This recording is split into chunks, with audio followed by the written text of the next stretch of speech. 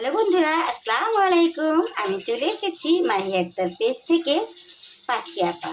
তো পাখি আপা আজকে নিয়ে এসেছে প্রতিদিনের রান্নাবাড়িতে যা থাকে আর কি আমার বাসায়, আমি সেটা নিয়ে আপনাদের সামনে হাজির হয়েছে। তো আজকে আমি রান্না করব, রুই মাছ ছিল 4 টুকরো ফ্রিজে, তো ফ্রিজ থেকে বের করে নিয়ে ওটা ভাজার জন্য দিয়ে দিয়েছি। আর এখানে নিয়ে নিয়েছি নতুন আলু, ফুলকপি আর শিম। তো এগুলো দিয়ে আমি তরকারিটা রান্না করে নিব রুই মাছ দিয়ে। আর এখানে নিয়ে নিয়েছিলাম তিল্লি। তো সেদিন তো সব তিল্লিগুলো আর ভাজা হয়নি, কয়েক টুকরা রেখে দিয়েছিলাম। তো আজকে কয়েক টুকরা বের করে নিলাম।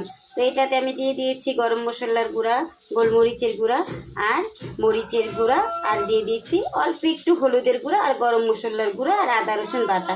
তো এটা দিয়ে আর লবণ দিয়ে আমি একটু মেখে রেখে দিয়েছি তিল্লিটাকে ভেজে নেওয়ার জন্য। এই তো এখানে আমি 4 টুকরা মাছ ভাজা হতে দিয়ে দিয়েছিলাম। তো আমার এই পিঠ হয়ে এসেছে, তো আমি একটু উল্টিয়ে নিচ্ছি। তো আজকে তো এই 4 টুকরো মাছই ছিল, এইটাকে বের করে নিলাম। চিন্তা করলাম সবজি দিয়ে একটু রান্না করে নিই। তো মাছটা ভাজা হোক, তারপর আমি সবজিটাকে দিয়ে এই মাছটা দিয়ে রান্না করে নেব। মাছটা তো আমার ভাজা শেষ, মাছটাকে আমি উঠিয়ে নিয়েছি। আর ওই তেলে আমি তিল্লিটাকে ভাজা হতে দিয়ে দিয়েছি। তো তিল্লিটা ভাজা হলে আমি উঠিয়ে নিব, তারপর আমি তরকারিটা বসিয়ে দিব বন্ধুরা। তিল্লিটা তো আমার ভাজা শেষ হয়ে এসেছিল। তো আমি এখানে পেঁয়াজ ভেজে নিয়েছিলাম তরকারির জন্য। তো পেঁয়াজটা আমার ভাজা শেষ, দিয়ে দিলাম লবণ। আর এখন দিয়ে দিব আদা রসুন বাটা। আর এখন আমি সব মশলাগুলো দিয়ে দিব। আর এখানে আমি সিম, এই জায়গায় পলিথিনটার মধ্যে আমি সিম দিয়ে দিয়েছিলাম, সিদ্ধ করে নিয়েছি। আর এখানে দিয়ে দিয়েছি আলু, নতুন আলু। তো সিমটা আমি ভর্তা করে নিব আর নতুন আলুটা আমি ভর্তা করে নিব। এর জন্য দুইটা একসাথে যেন সিদ্ধ হয়ে যায়, তার জন্য এইভাবে একসাথে সিদ্ধ বসিয়ে দিয়েছি। সিমটাকে আমি আবার একটু কড়াইতে তেলে একটু ভেজে নিব। তো এগুলো সিদ্ধ হোক, আর এখানে আমি তরকারিটা একটু রান্না করে নিচ্ছি।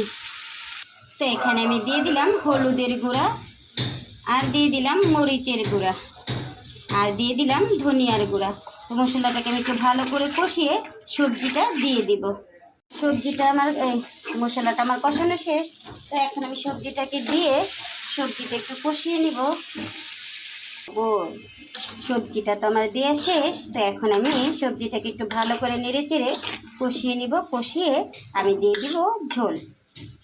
সবজিটাকে আমি কষিয়ে ঝোলটা দিয়ে দিয়েছিলাম, আর মাছগুলোকে দিয়ে দিয়েছিলাম। আমি তো আগেই মাছটা ভেজে রেখেছিলাম। তো এখন আমি দিয়ে দিচ্ছি টমেটো, আর দিয়ে দিব ধনিয়া পাতা। তো আমার পরিমাণ মতো ঝোল রেখে বন্ধুরা আমি নামিয়ে নিব।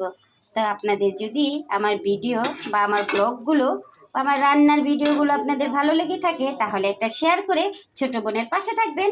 ছোট বোন আপনাদের পাশে আছে ইনশাআল্লাহ। তো আমার জন্য একটু দোয়া করবেন আমার প্রিয় ভাই ও বোনেরা ও বন্ধুরা। আল্লাহ হাফেজ। দেখা হবে আবার আমার পরবর্তী কোনো ভিডিওতে বা কোনো ব্লগে।